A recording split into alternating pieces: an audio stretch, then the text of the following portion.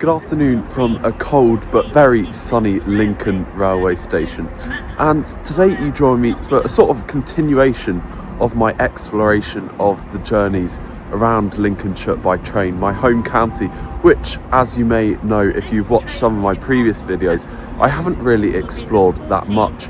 So today I'll be taking a journey down to Peterborough via Spalding across the Fenlands. And with a day like this, it's set to be a really good journey. So let's have a look around Lincoln Station. We can jump on board the Class 170 East Midlands Railway service behind me, and then we can get this journey underway. As just mentioned, today we're starting our journey through Lincolnshire at its county town Lincoln, one of England's most historic cathedral cities whose existence can be traced right back to the Iron Age. Today, it's a popular tourist destination and is well worth a visit if you get the chance, with its attractions including the stunning cathedral, adjacent castle, and even the oldest bridge in the UK on which buildings still stand. For us though, after a day of exploration, we were heading home, so with around 20 minutes to go before departure, we made our way down to the station, situated just off the High Street. Opened by the Great Northern Railway in 1848, Lincoln's current station was built to a Tudor revival style of yellow brick, overseen by London architect John Henry Taylor. However, this wasn't actually the first station to reach the city, this title having been claimed by the Midland Railway's Lincoln St Mark's, located just a few minutes further down the High Street, which opened 2 years earlier on their line from Nottingham, though was later closed by British Rail in 1985, with all services in the surrounding area rerouted into the previously named Central Station. As a result, today the station has become a hub for services from right across the surrounding area, with trains run by Northern to Leeds via Sheffield, those from East Midlands Railway to destinations like Matlock, Crewe, Cleethorpes and Peterborough, and even direct links to London King's Cross on LNER's high-speed Azumas via the East Coast Main Line. For us though, we'd of course be taking a much more leisurely journey across the Fens on the 1419 EMR service to Peterborough, operated by one of their two-car Class 170 DMUs. Introduced relatively recently to their fleet in 2020, these units have since taken over almost the entire regional network, and, with a top speed of 100 miles per hour, are perfect for both longer and shorter hops across the country, especially on routes like ours today, which have a ruling line speed of just 75 miles per hour. Having jumped on board, notice the bright green seats, remnants from the unit's previous operator West Midlands trains, which are currently in the process of being replaced and refurbished in the very smart EMR purple colour scheme, though still perfectly comfortable with good padding and adjustable armrests. So with departure at 19 minutes past 2 on the dot, now's a good time to have a closer look at our route down to Peterborough, the trip itself costing me £14.35 for an off-peak day single with railcard discount. For the first part of today's journey, we'll be following the route of the former Great Northern and Great Eastern Joint Railway, moving south via station stops at Metheringham and Ruskington. From here we take the sharp curve into Sleaford Station, briefly sharing tracks with the poacher line from Grantham to Skegness, before continuing on our own path over the low-lying Fens. It's at our next station stop of Spalding that we join the southern section of the Great Northern Railway's Lincolnshire Loop line for the final dash into Peterborough, having joined the East Coast Main Line at Warrington. Total journey time to cover this 54-mile route is scheduled to be 1 hour and 11 minutes, giving us a respectable average speed of 46 miles per hour. And as our Class 170 begins to accelerate up to line speed, we're overshadowed by the cathedral sat in its prominent position on the edge of the Lincoln Cliff, a limestone escarpment which cuts right through the centre of the county. Back on board though, we were settling down into the seats, ready to enjoy some beautiful mid-afternoon views of the flat agricultural landscape.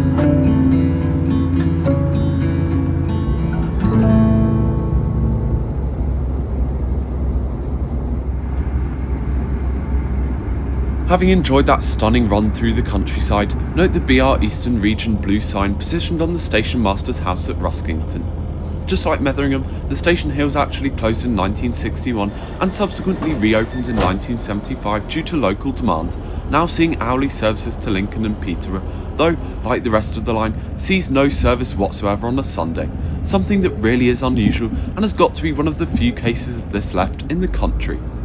Moving onwards, we join the line from Grantham at Sleaford West Junction before passing the still operational signal box controlling the manual crossing gates.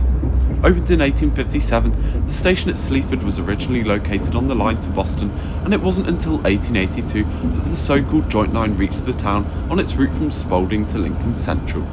In more recent times, the three-platform station has undergone significant restoration work, including the creation of a new community room and a full repaint in LNER green and cream.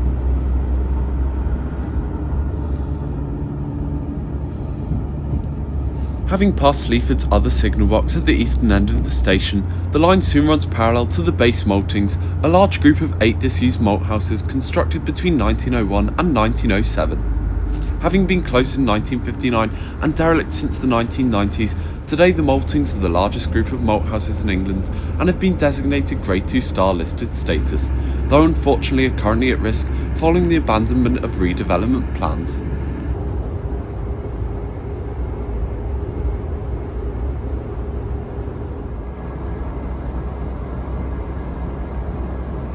Not long later, we begin the approach to Spalding, famous for its location at the heart of the UK's flower and vegetable cultivation industry, with the town even holding an annual tulip parade, this having been revived after a 10-year break in 2023. In terms of the railways though, the station here is now merely a shadow of its 7-platform former self. Once a busy junction between no less than 6 lines, Spalding has been hit hard by closures, the first in 1959 with the line to the Norfolk coast, followed in 1970 by the lines to Boston, Grimsby and Peterborough, and then finally in 1982 with the closure of the busy freight route to March. Thankfully, the line to Peterborough didn't stay shut for long, and after just 8 months was reopened in June 1971, meaning we're able to continue on our way across the Fens. Speaking of the Fens, this stretch of the route really highlights just how unique the landscape of Lincolnshire is. Once marshy flooded areas of land, most of the Fens have since been drained, particularly in the late 18th and early 19th century, making way for over 1,500 square miles of flat, dry, low-lying land, protected by 156 miles of embankments, 286 pumping stations and 3,800 miles of watercourses. All of this has resulted in the perfect agricultural landscape, supporting an estimated 3,700 farms, contributing significantly to the UK's food security and offering some simply stunning views on a day like this.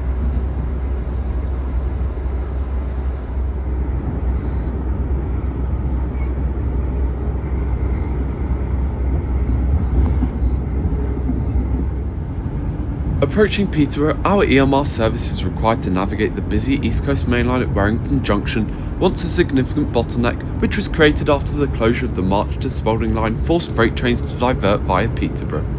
As a result, in 2018 the project to create this dive under was authorised, with work finally completed in 2021, boosting capacity by 33% and cutting journey times from London to Scotland by up to 20 minutes. Speak to our team or text the British Transport.